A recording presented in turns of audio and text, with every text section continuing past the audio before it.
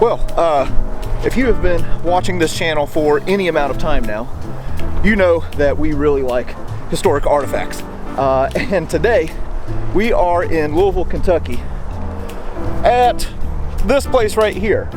I don't know the name of it. It's a big convention center, but it is the location of something called the Show of Shows, which is the world's largest military artifact collector show.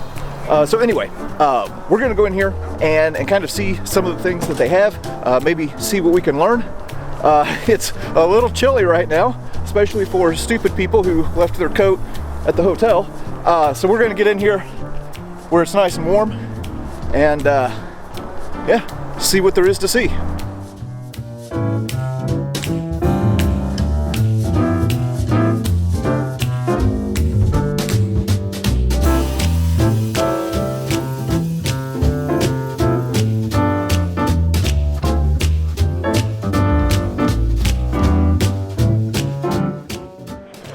Well, we just got in here to the main area for the Show of Shows, and holy smokes, there are a lot of things here.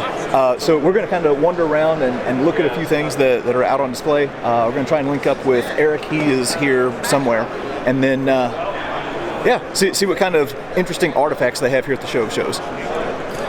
It's pretty cool. I got a few Civil War artillery pieces, and this right here is some grape shot or canister shot, and you can see it's got the original plates on it. This was dropped in the river near Petersburg, Virginia. Yeah, it's pretty dang cool. So this is pretty crazy. This is a large plaque, obviously with Adolf Hitler's profile, that hung in the Reichschancellery, and there's some letters of provenance there. The soldier who recovered it dug it out of some rubble there. That is pretty crazy. Alright, here's a booth that hasn't set up yet, but dang, look at the size of this Japanese flag. That is insane. One thing that we say often on this channel is we like historic artifacts, but something else that we like are historic books. So this is Hang Tough, which was written by Erik Dorr and Jared Frederick about Dick Winters, and they also have another book on Ron Spears called Fierce Valor.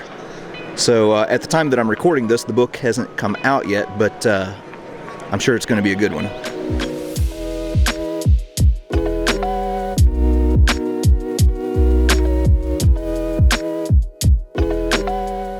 Alright, so again, we're just seeing all kinds of awesome things here. Actually, Erik's over there checking out some different items right now.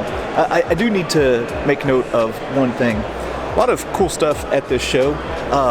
There's also things here for reenactors. There are some things that are just flat out fake. So you do need to be careful if you come to a show like this looking to buy things that you're getting things from somebody that you trust. But yeah, learning lots of things here today.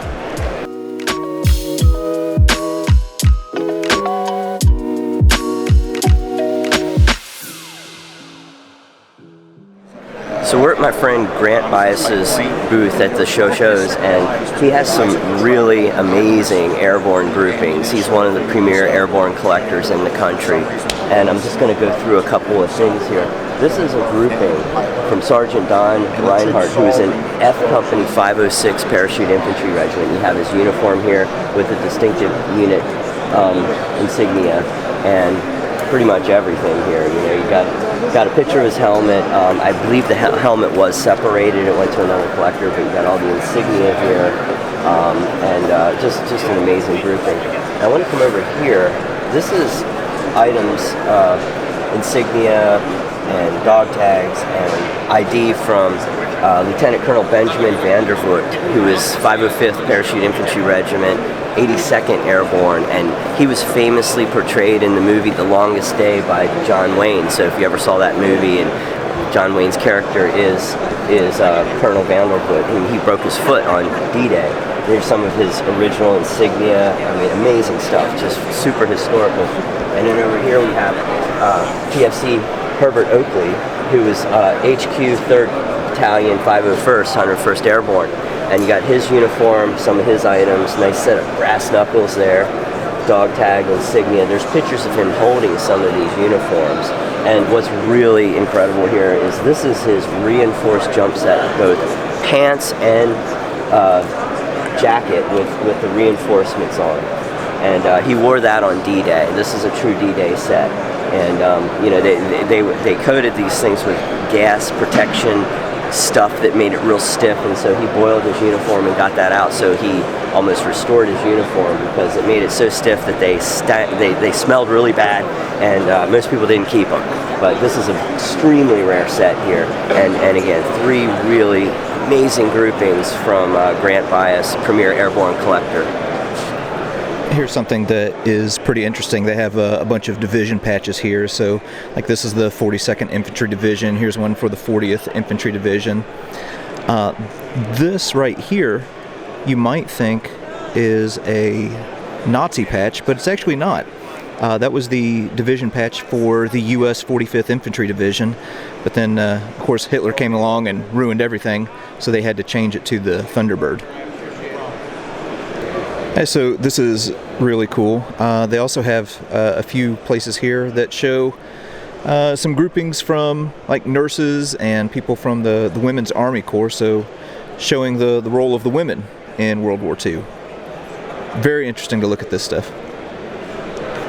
Okay, now this is really interesting. I mentioned earlier that you really have to be careful about, who you buy from and who you trust. This is Kelly Hicks's booth, and he is like the guy when it comes to German helmets. So there's all kinds of different varieties. Like here's an old World War I style helmet, and they would use these at the beginning of the war, so like in the 1930s.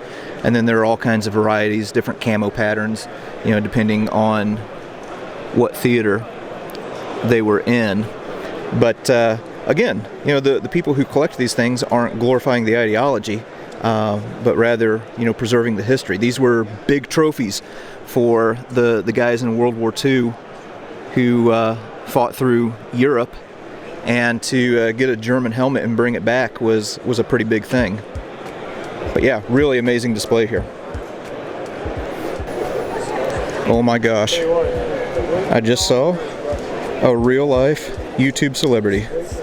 It's Joey Van Meesen from the channel Snafu Docs. His stuff is outstanding.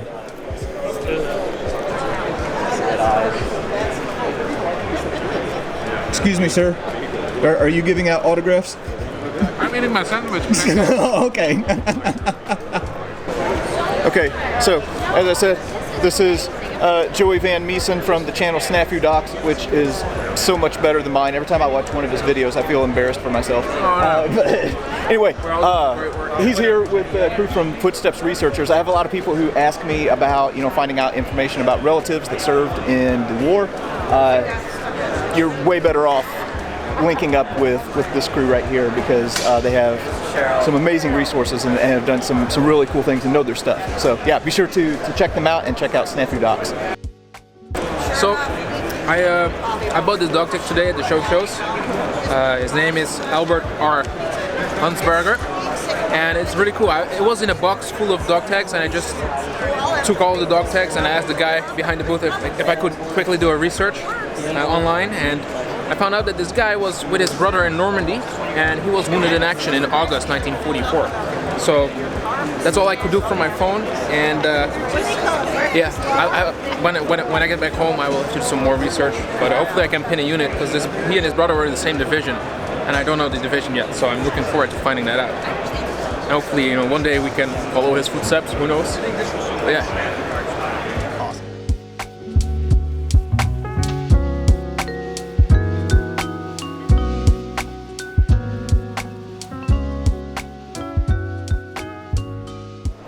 So we're at my friend Jason Burmeister's stand at the shows, and Jason is a friend of mine, and we have done several deals over the years, and he gets really, really exotic World War II material, and I just wanted to go through a couple. This is a panel from a World War II German police drum skirt. So they would have several panels like this around a drum, and it was a decorative piece. The U.S. veterans who captured this cut it into pieces and divided it up. And now it's made out of bullion. It's exquisite. It's considered one of the most detailed eagles of all the Third Reich eagles. So over here we have an Adolf Hitler turkey platter. We've discussed that in other videos, and this is made by Wellner. It's the biggest of the Adolf Hitler formal pattern set. It has the AH on there and his personal eagle. And again, it's just a huge piece of Hitler silver. And over here we have some documents, and these are Oak Leaves and Swords awards being awarded by Hitler to this guy. His name was Fessman, and he was a Panzer general. And these are the documents that went with that award, and there's a picture of it being presented. And over here we have a Knight's Cross document that was given to this guy who was Austrian, and it was something done by an association, and I believe that's original artwork there. It was just a presentation document. This is the guy right here. But again, Jason Burmeister, one of the premier dealers of really historic World War II German items. Okay, so this is something that really jumped out at me that is cool as heck. This is a Japanese Arisaka, and then like a parade sword and a bayonet, all in the bring back box from a guy who was a second lieutenant in the Marine Corps. So you can see the tag right there. It says one Japanese rifle, bayonet, sword, all in the condition that it was brought back in. That is cool. Okay, well, on several other episodes of this American Artifact series, you've seen different things that Erik has from the guys from Easy Company and the 506th Parachute Infantry Regiment. The Gettysburg Museum of History has like the largest single collection of Easy Company artifacts of anybody in the world. And today, Erik's going to be adding to that collection. So this is Frank Perconte's jacket. Frank Perconte was in Easy Company 506, 101st Airborne. My friend Dudley here is donating it from his collection to the Gettysburg Museum of History. I asked him to do it a long time ago. It took me a while. But he finally is shaking it loose for a while, and it has a beautiful British-made bullion patch on there. And it's got the bullion insignia and then a bullion Allied Airborne patch as well. It also has Perconte's name in there and the last 4 digits of his serial number. We got a couple pictures of him wearing it, which I'll show you in a bit. Thanks, Dudley. Pleasure.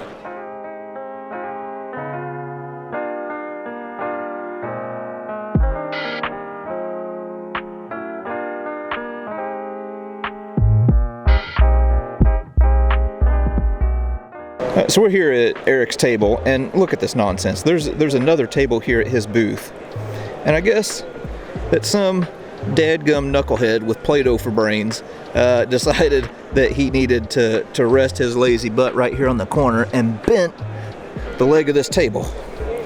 But anyway, probably wondering what old JD found at the show, so I'm going to lay it out on this jacked up table and show you a few of the things that I picked up this weekend.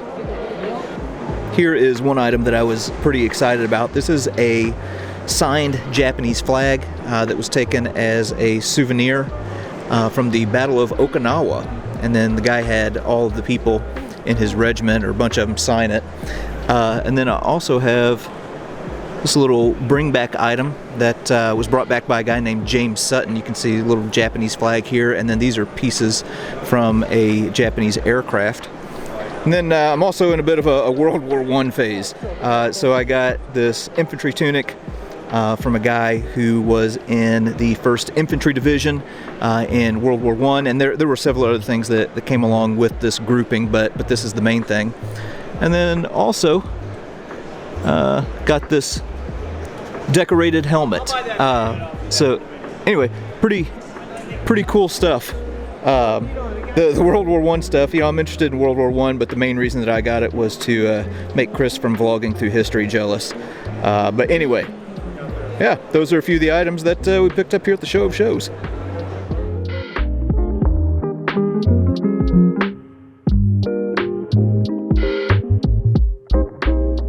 All right, well, there you go. That was just a fraction of what is here at the Show of Shows. I got my big bag of stuff here, heading out to the Jeep. Just an amazing spectacle with all of the historic artifacts that you see here.